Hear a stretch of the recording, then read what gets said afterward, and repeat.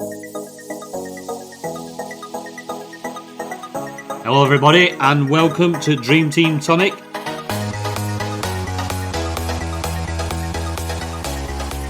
The look I were giving Rudiger for that own goal is the look she were giving me. She were fuming. I think you must have been listening to the specials before the game. Stop your messing around, Rudy!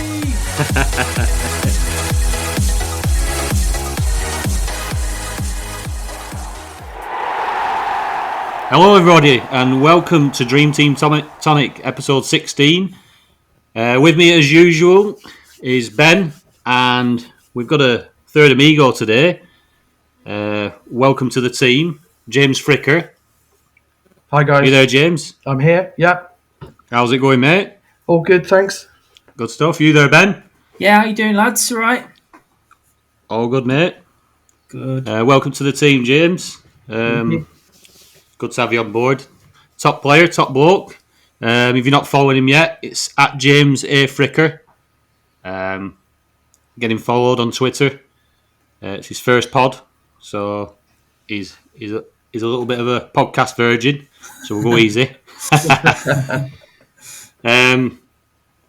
don't think I could probably have picked a better week to bring James on board. Obviously being a Liverpool fan, Ben a big Leicester fan. Nice game at weekend.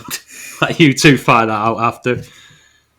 Right, let's jump straight in, chaps. Let's get on to the latest ins and outs of the transfers in the Dream Team. Let's start with the ins. Ben, you can do the honour. Yeah, most transfers in over the last 7 days.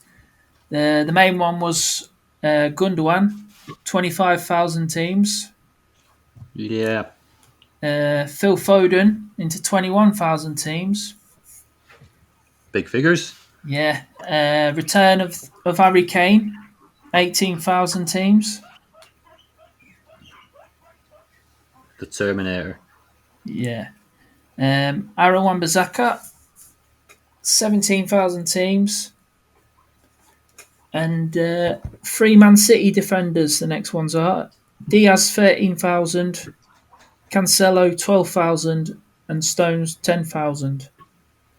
You see anybody on the list you want to look at? Yeah, I mean, it's no surprise up the top. Yeah. I mean, obviously a lot of people still bringing the City assets in.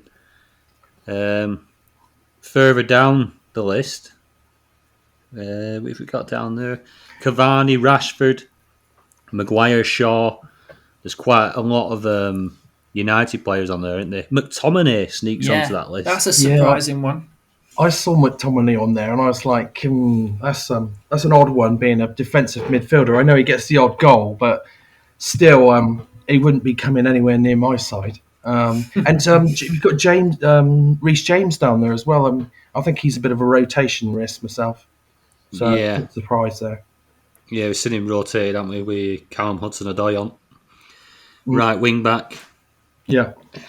He's a top player, Reece James. It's a shame. He's a good attacking asset. He is right back. But yeah, it's a strange one. McTominay. Azpilicueta sneaking onto the bottom. There's a lot of United players on there. I think a lot of people have gone and jumped on the United train to try and make them points up with the City lot. Not quite working out yet, though, is it? Yeah, the McTominay one is, I think people got blinded by his little goal run. He got 3 goals in 3 games once. 3.5 games. So, people have jumped on him. But I wouldn't be jumping on him. It's like James says, he's a defensive midfielder. That's not going to last, is it? No. For that price, you might as well go Mount. Definitely. Yeah. I agree with that. Mount's getting played as a number 10, isn't he? With Werner at the minute, 2 10s. Yeah.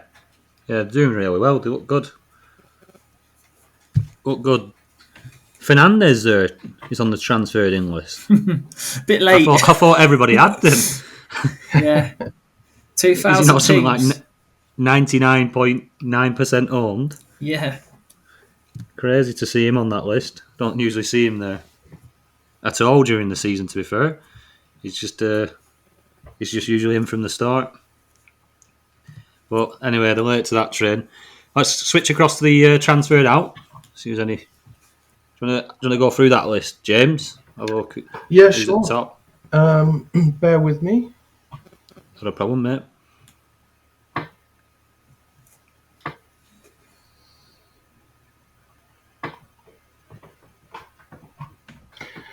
So yeah, we've got James Justin at the top, which is no surprise because obviously he's done his ACL. Yeah.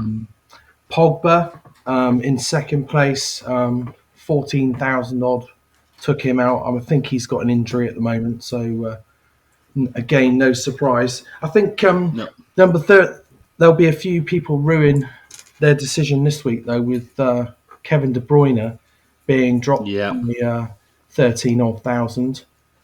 Yep. He's on the bench tonight, isn't he, against Everton? He is, yeah. Chilwell, you can kind of understand that because it's looking like Alonso's going to seriously eat into his game time, so Yeah. that's not a surprise. Further down, you've got nearly 10,000 took out Robinson. With Liverpool's form, again, not a massive surprise there, although hopefully with some new defensive acquisitions, they'll start potentially improving the defensive form. He nearly scored from the halfway line last night, didn't he? He did, yeah. That was quite a shot. Yeah. And then you've got some in the lower numbers. You've got people are dropping Mane. I don't think Mane's a bad option, so I'm a little bit surprised to see him being dropped. But I guess people are moving between their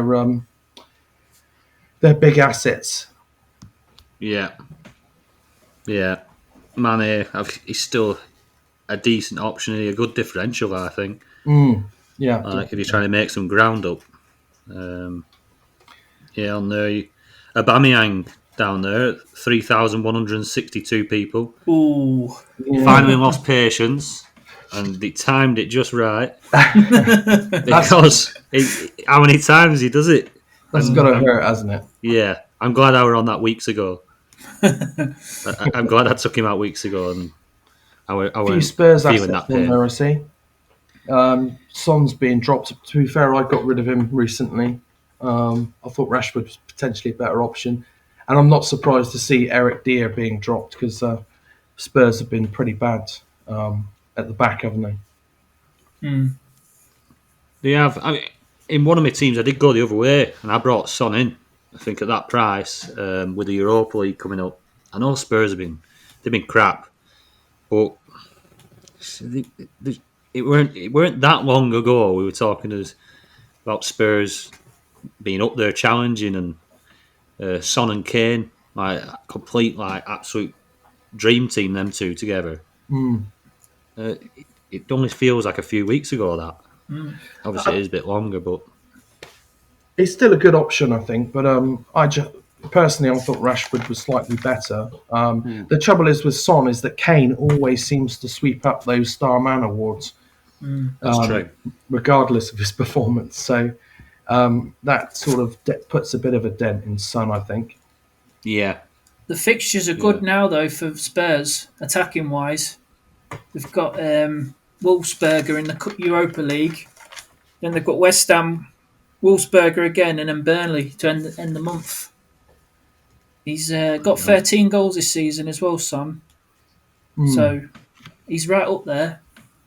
Harry Kane and Son seem to assist each other, don't they? Yeah. You don't get the star man very often, though, like you just said.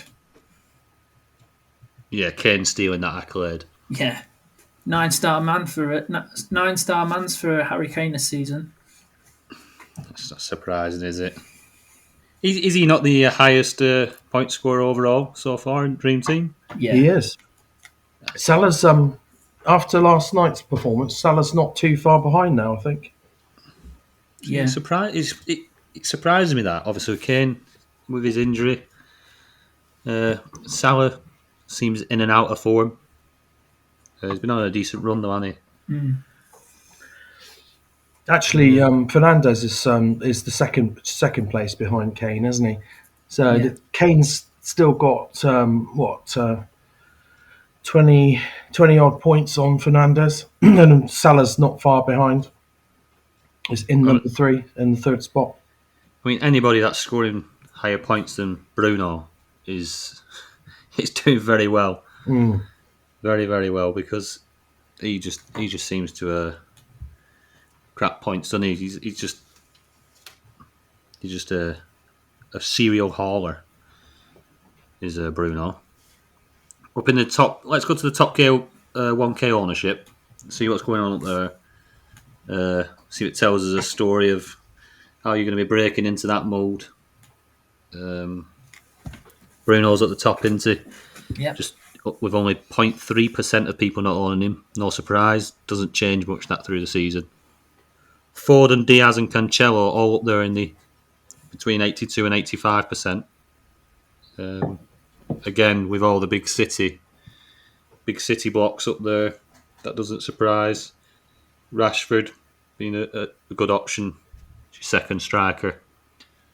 Harry Kane ownership back up there, 64%. Is anybody on there that's sticking out to you too? I had a look at this earlier, and I think that you could make an argument for all of those players being on that top ownership list. I think they're all pretty good. Yeah, the only one that sticks out to me is Mahrez. It's been in a really bad vein of form, but Still there. Yeah. Still there. Harvey Barnes. Mendy's still up there as well. Yeah. He sneaked. I think he's been sneaked. I think he was he last week? Yeah. So he snuck up a place. 13% now. Yeah, I think since Tuchel comes in at Chelsea's, I don't think they've conceded apart from the Rudiger goal, have they? Yeah, 5 clean sheets out of 6. Yeah, I'm surprised that Chelsea ownership hasn't gone higher and higher. As we've just seen with the transfers in, there's not many people jumping on that train. I actually brought Mendy in, not this week, the week before, for Edison. So with Mendy being dropped this week, although Tuchel says he's the number one choice going forward, it was a bit of a blow for Edison to get an assist and a clean sheet. I'm sure he won't be getting an assist every week though, so I'm still keeping the faith with Mendy. He'll be getting a couple of goals next week, James. Yeah, probably. We're taking a couple of penalties. That would be a hammer blow. Definitely. That definitely would be a hammer blow. Yeah, so I think looking at that, we could see a lot of people probably bringing in more of the United assets rather than the Chelsea. Silva, Zuma, Chilwell going out at Chelsea. There's a few people bringing in Azpilicueta, James, Mount. Yeah, Foden and Gundo probably leading the way still on the ins. A lot of points. Gundogan, I think we've heard tonight, that Gundogan isn't going to be out for too long, is he? No. Should be back for the weekend. I think he'll be back for Arsenal next? Yeah. Oh, it's not the weekend. Sunday. Yeah. I think they've got a lot of games coming up, Ante City. A lot of games. Let's jump across to the Dream Team stats and see about just a quick look at the Starman Awards and the 7 ratings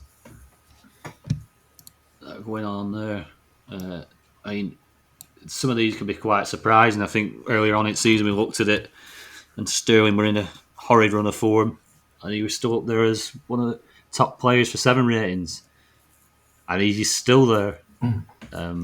Rashford up the top on 22, 7 ratings this year.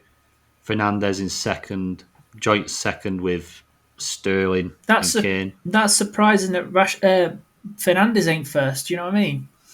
It's true. Obviously, Rashford's been stealing some of them, hasn't he? You got a big vac zero this weekend, Rashford. Did he get a big 0? Yeah, he did, yeah. After a good week last week. That's because Rodri in this week. Hey? Rodri's sat up there. Sorry. Go on, James. Sorry, no, I was going to say, I was joking.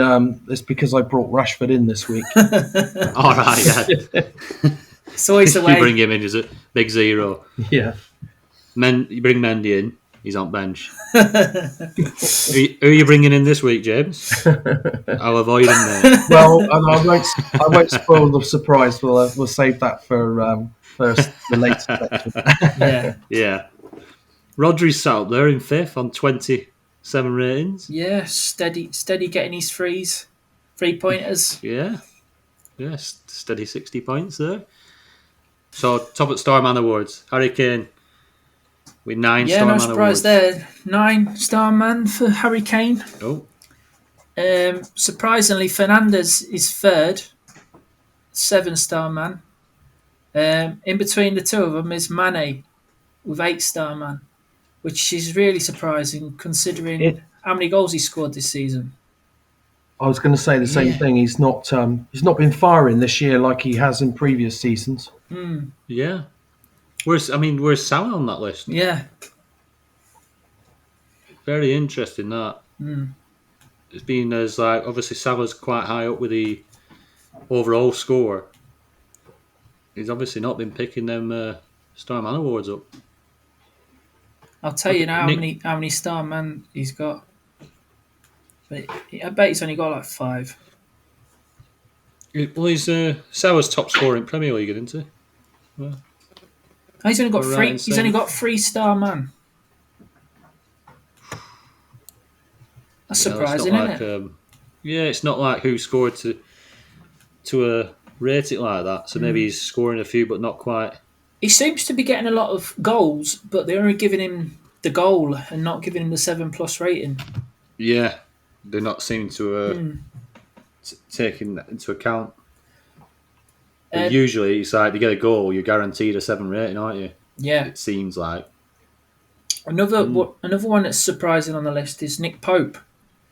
Well, it's not really surprising, is it? But because he done half save Burnley, 6-star man for him.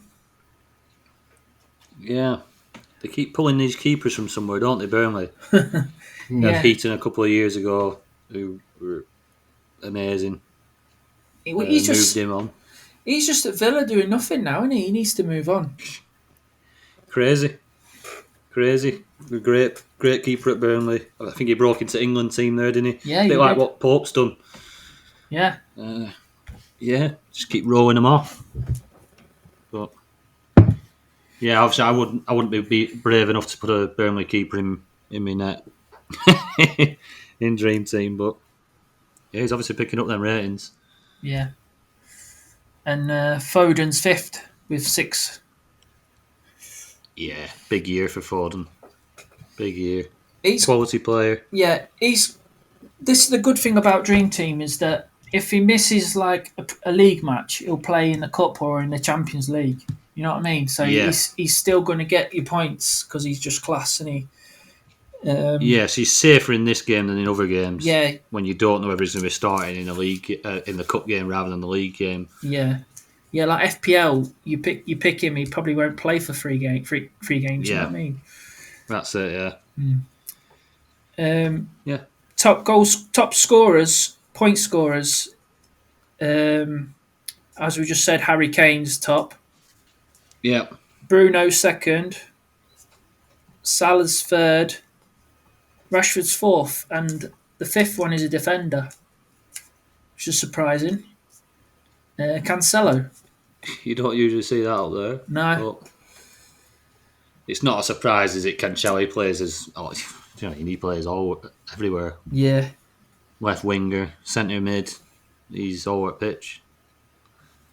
He's dangerous going forward, and obviously the run of clean sheets that City went on has bumped him right up there. Yeah. And Go on, Sir James. Pep will even play him at left back to try and get him in the side when Walker's playing, but on the right. So I think he sees him as a key player. And to be fair, if you watch him, he's amazing going forward, isn't he? Yeah.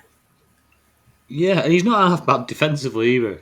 I think obviously we seem to see Cancelo as the attacking asset, but he's quite solid defensively, and he's a perfect player. I mean, like you say, you fit him into the team anywhere. He's left and right footed. He's very, very good. Did he not play a game a couple of weeks ago in centre midfield? Yeah. Play anywhere, man. You probably see him playing at false nine in a few weeks. It wouldn't surprise me, no. Yeah, I wouldn't be surprised. He's got a shot on him. He's got everything. He has got everything. Top player. Great signing for City. And he had him on the bench all last year. Didn't even use him. Yeah, it's true. He did. Crazy. But yeah, he looks really good. They got him from Juve, didn't they? Yeah, swapped him for Danilo. Plus cash. That was a good deal. They got a great deal there. Yeah. Danilo never really shone at City, did he? He used to be a good little pick though, Danilo, because he used to come on and like shore up the defence when they're winning, and used to get clean sheet points all the time. Yeah, he was cheap as well. Sneak 5 points in. Yeah, he was like 2.5 million. Yeah, you can always do with one of them. But you're begging Pep to bring on that spare defender. Yeah, just to get you a clean sheet. Last 5 minutes, get me 5 points. Yeah. I think Dream Team's a bit different, isn't it? In the terms of a defender only has to play 1 minute to get a clean sheet. So I've not seen it in any other formats before. Yeah. Usually have to play 60 minutes, don't they? To get the clean sheet points. Yeah, usually. Most games. Right, we'll jump on to some viewers' questions. We've got quite a few to get through. Yeah. We will group a few of them because obviously a lot is to do with Kevin De Bruyne and the fact he's sat on the bench. He's caught a hell of a lot of people by surprise. Obviously, a lot of people transferred him out, expecting him to be out for a lot longer. I think I were the same. I thought he'd probably not see this month, to be fair. Lo and behold, he's probably been training all week and he's back in team. Back in squad. So we got Fergie's Apprentice on Twitter, who sent us his team. Have you had a look into that, Ben, and what you'd do there? Yeah, Fergie's Apprentice. Yep.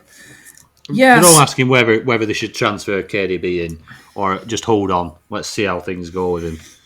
Well, if you can afford to get him in, I would be getting him in because obviously, if you've got a 4-man midfield as well, and you're not happy with your 4th-man midfielder, like I can see in his team now, he's got McTominay, and I wouldn't be touching him.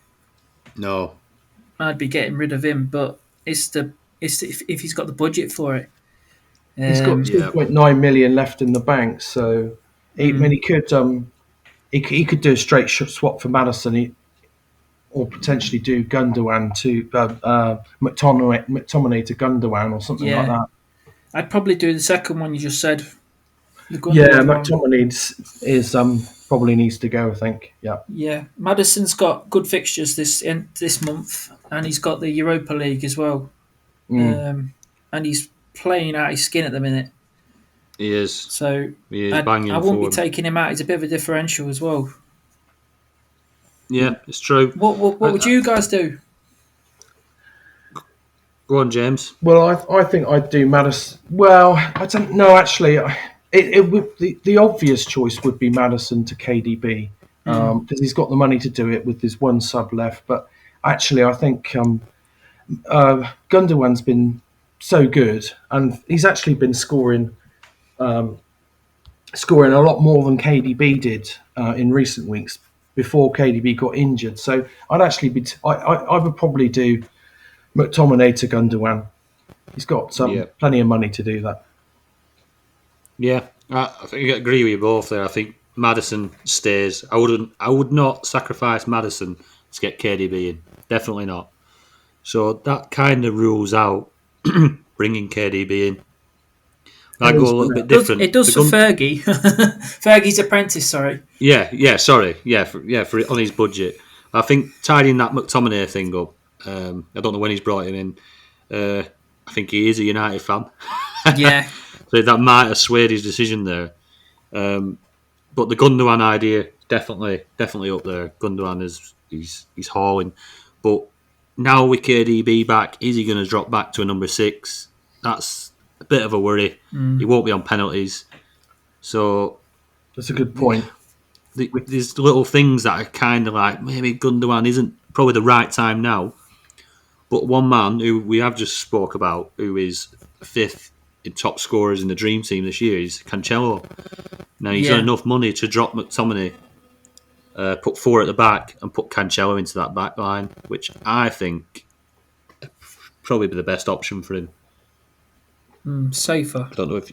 Yeah, it is definitely a safer option. As we just discussed about his attacking returns and stuff. And it does give him a double up on City defence.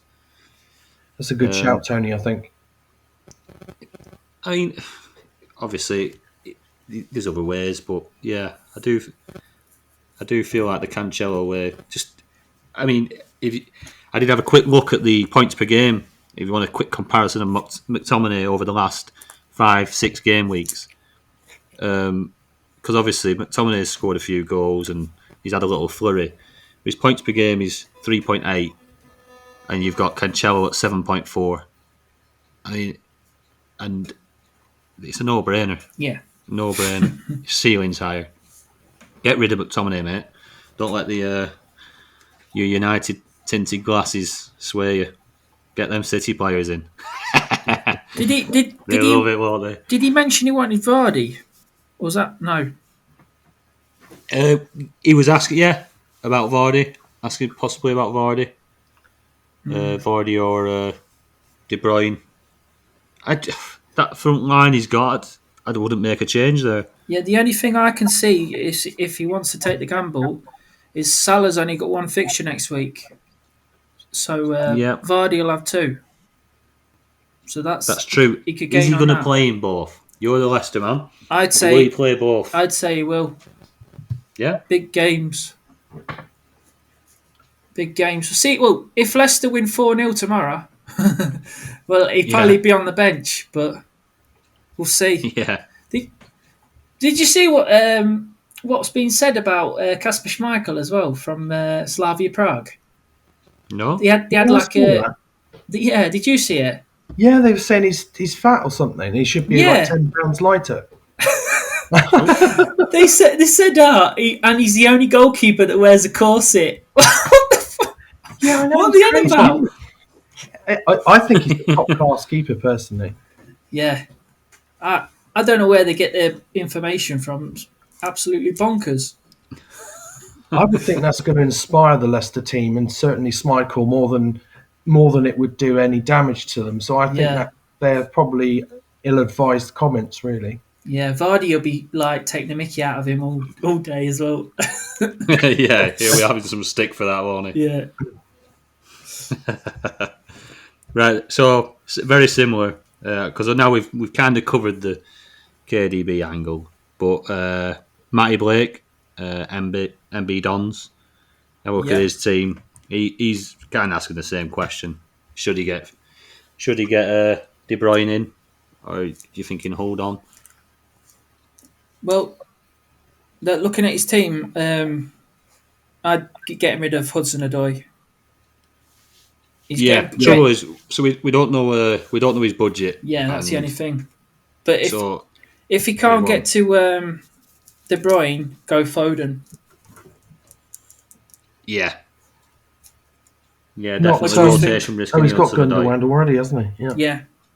He's got a few assists recently, but yeah, the ceiling for Foden or even De Bruyne, if you can get to him, it'll be a lot higher. That's yours, nice and quick. That for. Sorry. Go on, James. I was going to say Hudson-Odoi might look good on the eye, but effectively he's a midfielder playing as wing back, and he's not converting any points. So he might look good, but he's not delivering the points, and that's what we need. Yeah, definitely. You're right there, James. That's a quick one there for you, Matty. Tidy your Hudson-Odoi up. And then onto Connor's team. Again, very similar. Should he just hold fire or push the button on De Bruyne? So Connor's got 2 subs left and 2.5 million in the bank. So he could do Madison. He could do a straight match. He could move Madison straight to KDB if he was desperate to do that. But is Yeah. that the weakest link in that team? It's a pretty strong team, to be fair. Yeah, I've got that wrote down here. Hold that team. Wait. He's in a strong position, strong team. Yeah, I won't be making much change to that. Yeah, I like the team. Would you, if he's got 2 transfers left though, would you bring in KDB in for Madison? Because I think that's what he's thinking about doing. It's tempting. I wouldn't take Madison out this week, honestly. No. I'd probably more likely take out Sterling or Rashford after the. I don't know. I just think Sterling just doesn't get enough points for the amount of money he costs. He just gets like an assist or a 1 goal or whatever. He's not really banging them in. And Kevin De Bruyne will be a differential. When we finish the pod, we'll look at the Man City score and he'll have a hat trick and we'll all look stupid.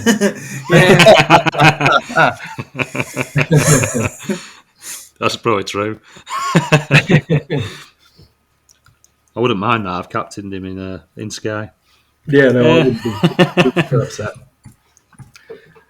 Yeah, I'd just hold. I'd hold them transfers. Hold them transfers and see what's going on. What have we got left in February now? 2 game weeks. 2 game weeks, possible 4 games. Yeah. Yeah. So he could, if he holds those 2 transfers next week, he can have a look at the March fixtures and get a run on a run at them. Get some players in early for the March stuff, and then he's sort of could potentially be ahead of the game, if you know what I mean. Yeah, like a mini wild card. Kind of, yeah. But everyone else will probably have burnt their transfers. But if he'll have the luxury of going right, I can look at the March fixtures and go, this is what I want to do, and he'll still have. It's almost like he's rolling them forwards, so he doesn't have to use as many at the start of March, if you like. Yeah, good shout. Definitely good advice. Yeah, because his options will be endless then. Come the end of February, he can do what he likes, really. A little bit of money in the bank. Very good, solid team. That's not going to lose any value for the next couple of weeks. Tone? Yeah, looking solid, that, Connor. Just hold fire, mate. On to another question. Another one I got about KDB. Everyone's going to be sick of hearing his name. From Fergie, number 1. Number 1 in the Dream Team League standings. He's asking, is KDB worth the extra money? So he's 6.3 million. When you compare him to Gundogan and Foden, who are performing so well at the minute, do we think he's worth that extra? What is it, 2 point something million more than each of them? 2.3 million, yeah. Yeah. It's a lot of money. It is.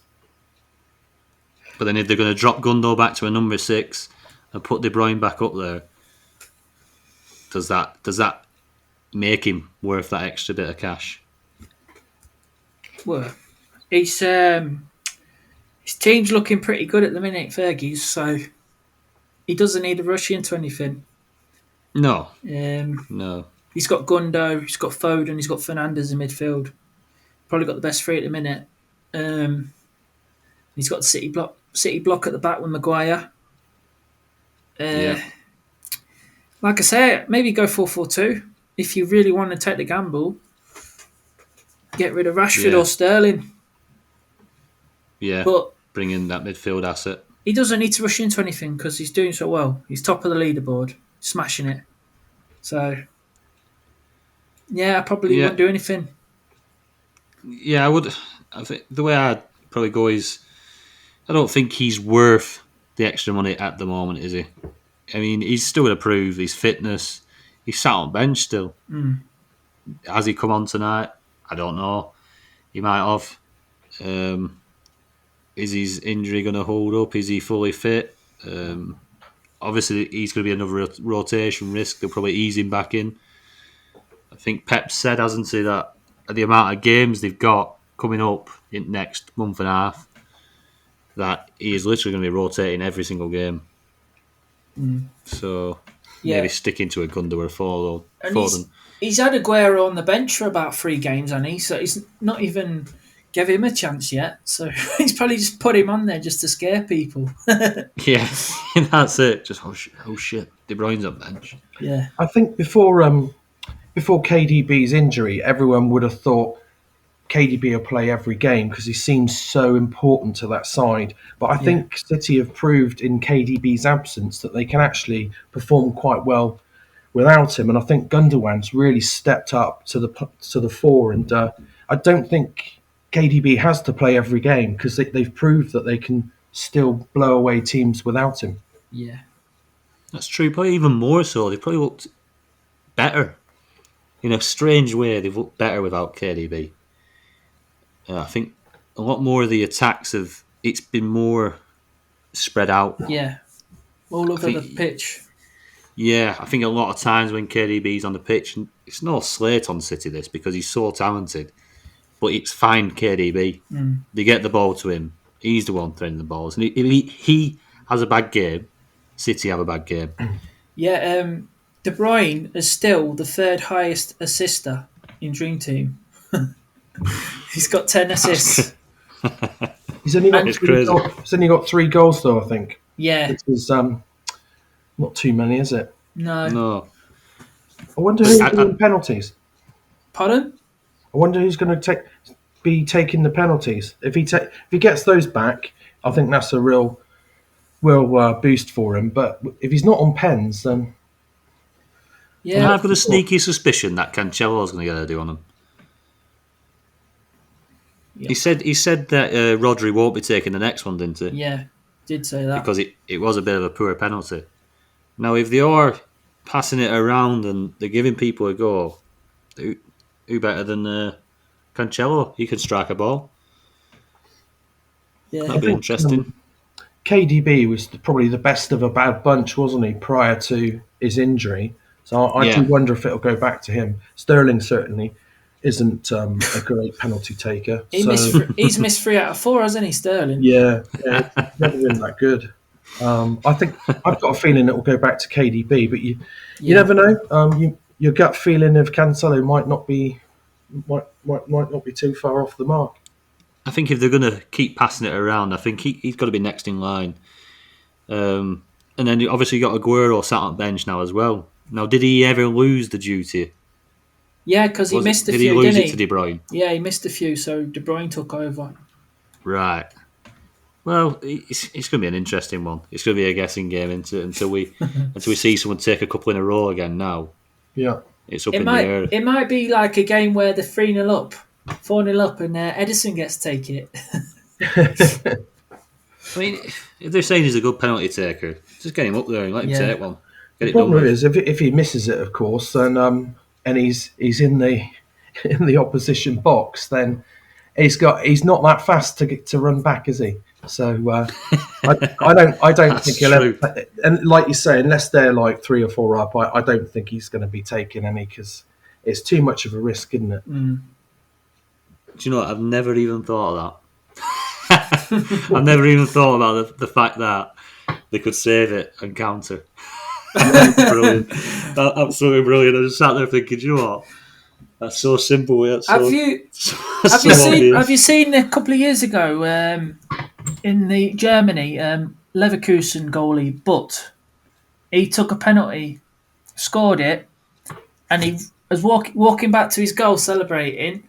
Once the Leverkusen team got back in their half, the other team took the shot from the halfway line and chipped him. So I think it was it went back to 1-1 then, and he was still celebrating walking back to his goal. I've not seen that one, but that's on YouTube. You got to check it out. It's funny. That's brilliant. Right, another question then. Flower Pot Man. Not heard from him in a while. He's been a little bit quiet, this Flower Pot Man, but he's back. And it is a nice debate he's going to bring up again. Are we a fan of the 3-player per team rule? And going forward, maybe, do you think they should bring that back in? Yeah, I'd definitely like to see it come back again, the 3-team rule. But keep the 5 subs, though. Yeah. Yeah, just be interesting to see which players you'd pick, and obviously, if you've got a striker from say Man United, and you've got three players from Man United, but you want a midfielder in from Man United next time, you're going to have to use two transfers to get him in. You know what I mean?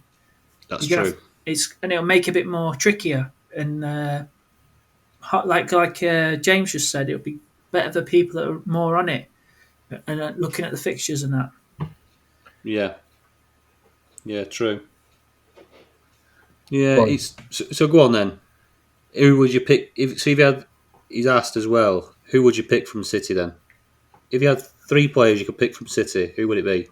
We'll all give our answer, and then we'll see if it would create a differential. Right. Well, if it's now, if we started the rule from today, Yeah, I'd go Foden, Cancelo, Gundogan, and then if it's from the start of the season and everyone's fit, I'd go Cancelo, Kevin De Bruyne, Aguero.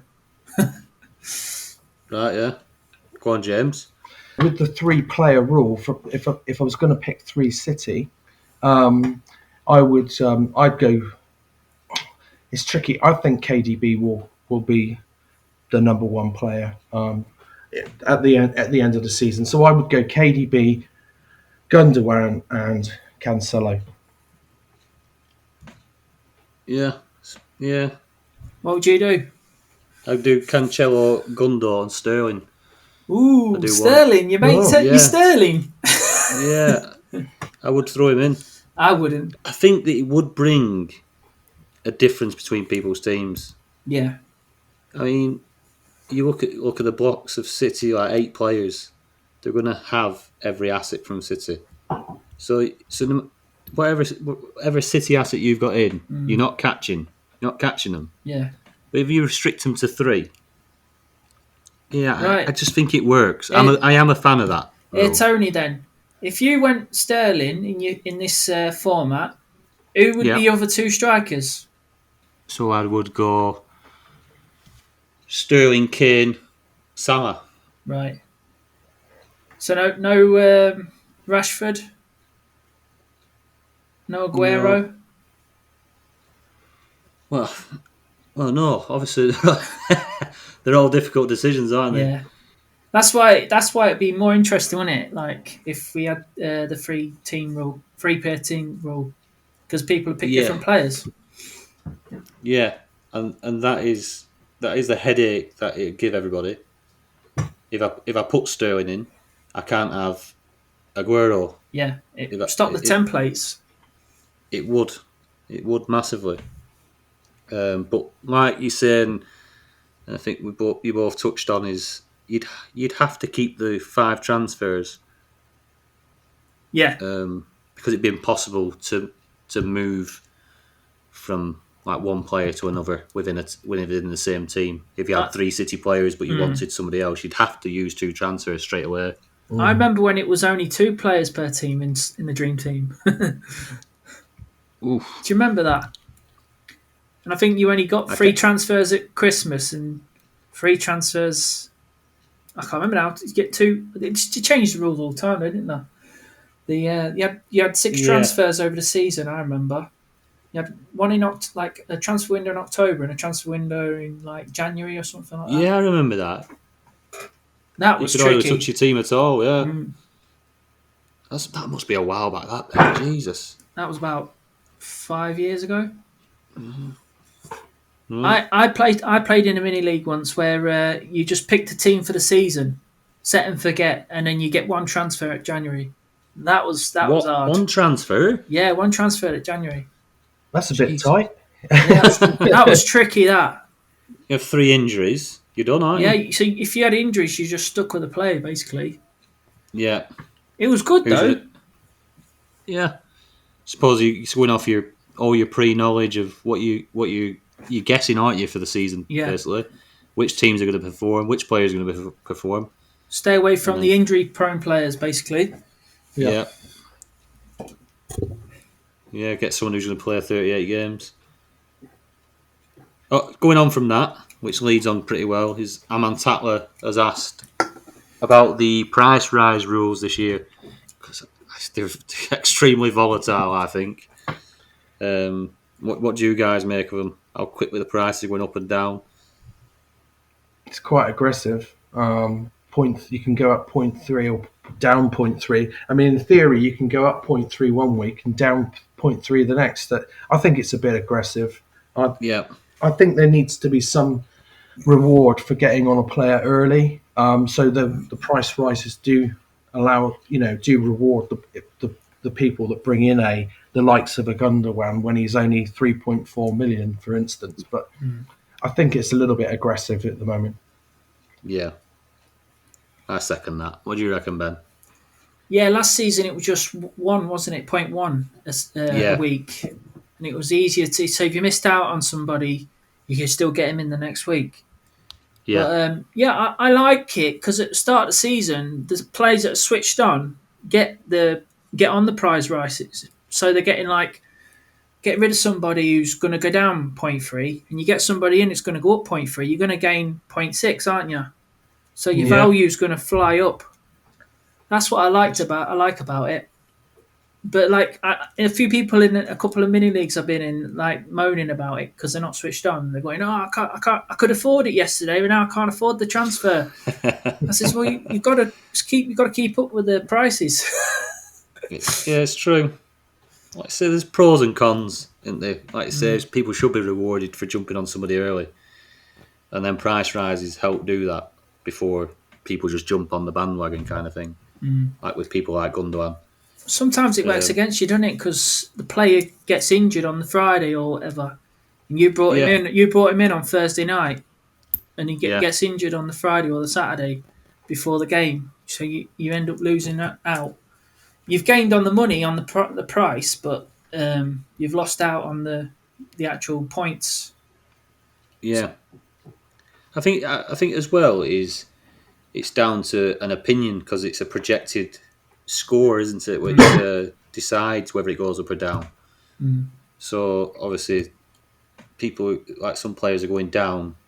Even I think there were one week quite early on where I think KDB got an assist, but then he lost value because he didn't get an assist and a goal. Yeah, And I think that what he needed minimum was to even just hold his value was to score a goal, basically. yeah, to get 8 points. It's just Yeah, but he only got 5. Yeah, that's daft.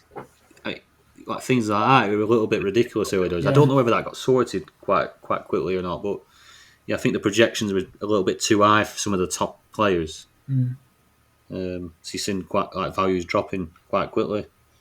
I got really burnt at the start of the season because I I had 2 or 3 Liverpool players, Liverpool defenders, and they were a bit shaky at the back to start the season, and they would just drop in every week, and I was like, I'm not getting rid of them. I'm sticking it, but and I was losing a fortune in money, so that was quite hard to take. But that's the way it works.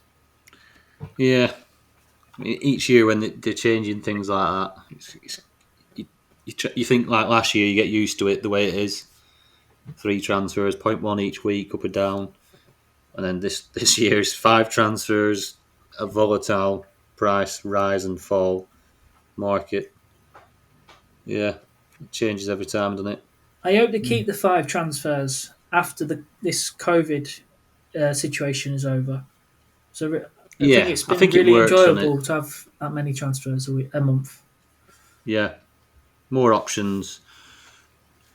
Sometimes you could do without your transfers and stop tinkering, but yeah.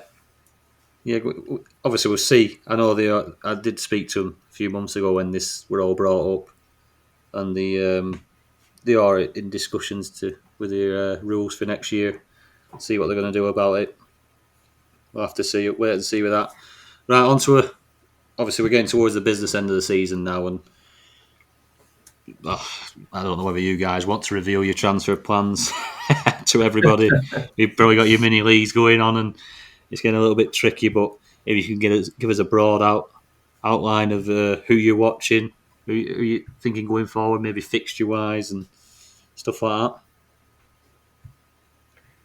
Shall I go first on that one? Yeah, you Go on go, then, James. Yeah. So I've only got one transfer left, so I'm fairly happy with my team. I'm I'm probably gonna, unless something happens between now and Saturday, I'll probably roll the last transfer just in case there's any injuries. I've got my eye on a few players. Um, Obviously, if I wanted to get KDB back, I need to have a plan for that at some point. And I think Alonso could be quite a good enabler because he's still pretty cheap.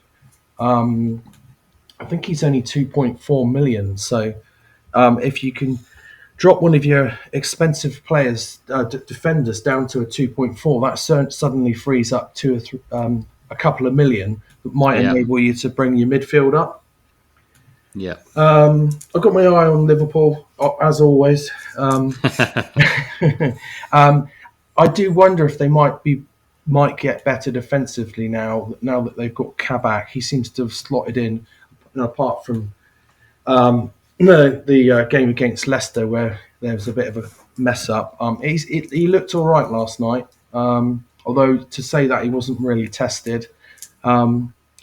I'm keeping an eye on Jota as well. He'll be back really soon. So he's only 2.8 million, so he could be a real, if he hits the ground running like he did at the start of the season. Can you imagine having a 2.8 million forward in your team, in your side, and how much money that would free up elsewhere? Would enable you to sort of make some good changes elsewhere. Yeah. I think that's the ones I'm looking at the moment. Sort of really your Alonsos and your Kabaks and your Jotas going forwards. Yeah. Some cheap options there. Like say Yacht at 2.8. I had him in before his injury, which were a shame because he were absolutely on fire, weren't he? Yeah, yeah. What about you, Ben?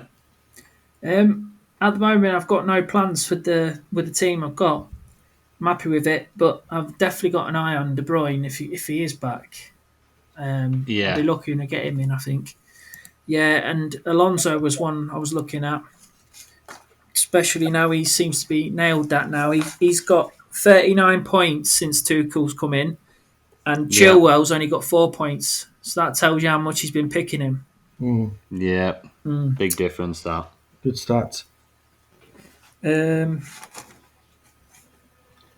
like, I've said it last week, Ricardo, he's just a beast. He gets clean sheets, gets attacking returns. And obviously got an eye on Aguero as well for next month, if he's back. Or is he just going to be like sitting on the bench? He might just be a bit part now, Aguero. Yeah. I hope he ain't. He's one of my favourite fantasy players of all time, so... Yeah, definitely. Top player. I remember him scoring 5 goals in a game and stuff like that. It's just... It'd be a shame if it just peters out. Yeah. Yeah, he's won me a few mini-leagues, he has. Yeah. He's a Premier League great, isn't he, Aguero? Legend. What about you? The Ricardo pick, Ben. I think Leicester could go quite a long way in the Europa League this year as well. Yeah. I'm quietly hopeful that we can do something this year. Yeah. Yeah, they're looking good, Leicester. As we said at the weekend, didn't we? I wish I was in Prague this week on the beer. Yeah, that'd be nice, wouldn't it? I've got a little bit of a conundrum. I've got one transfer left, and I've got two duds I want to take out my team. My dream team, Tonic 11 team, is Ferran Torres and Martial. I'm not too sure which way I'm going to go with them. Which one is going to bite the bullet? I don't think Torres is getting much game time at all, though.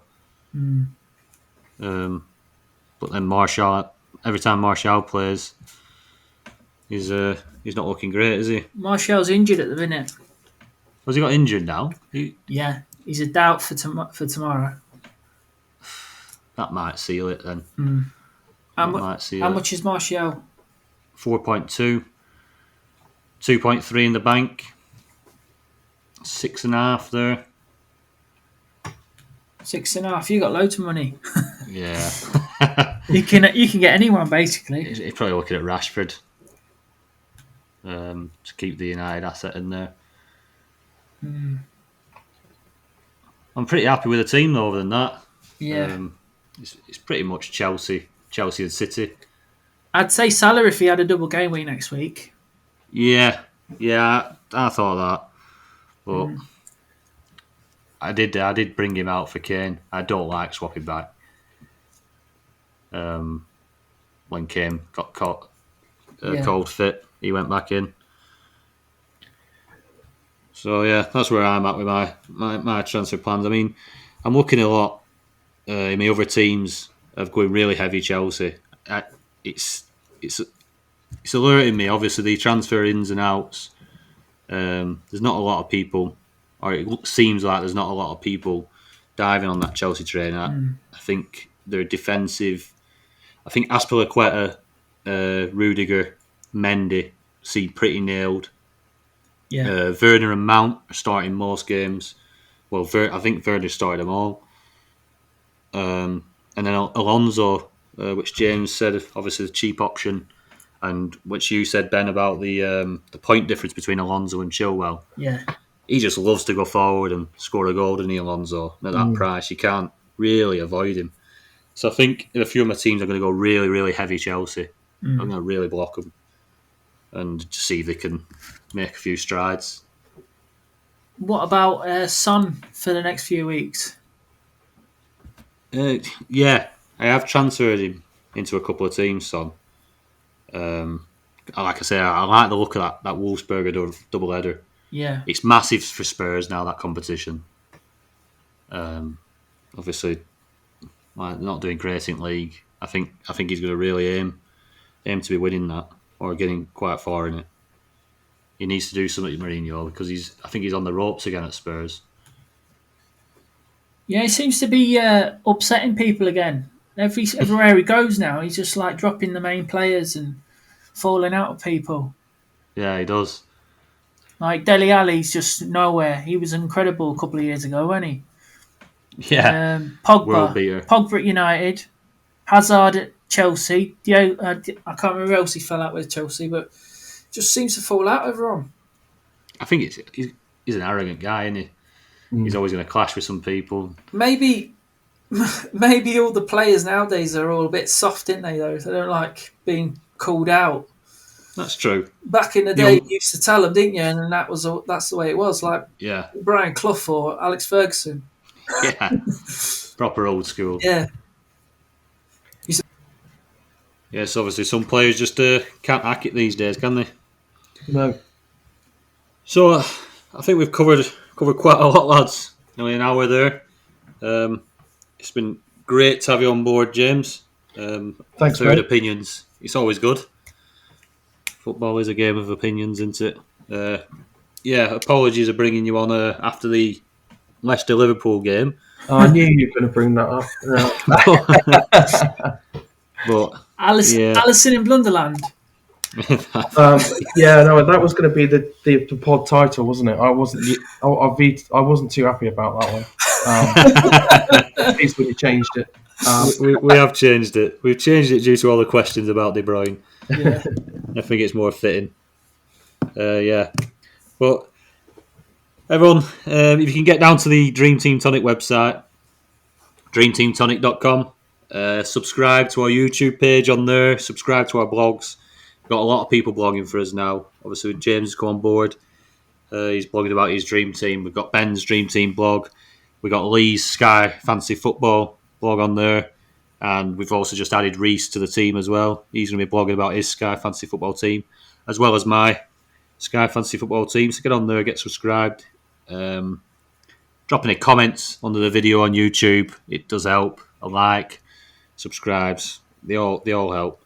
As well, we've got there's any of you who blog their FPL team or are interested in blogging their FPL team for us, get us added on Twitter at Dream Team Tonic. Give us a DM and we'll have a chat about it.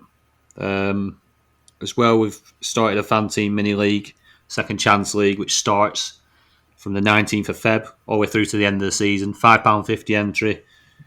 Top 10% get a prize. FPL rules, all that jazz. Get involved. Maybe something to keep an eye on for the rest of the season. Get you used to the fan team, which is getting bigger and bigger. And good luck in your game week. Cheers from me. Cheers, Ben. Cheers, James. Good to have you. Cheers, Tony. Cheers, Ben. See you later, chaps. See ya.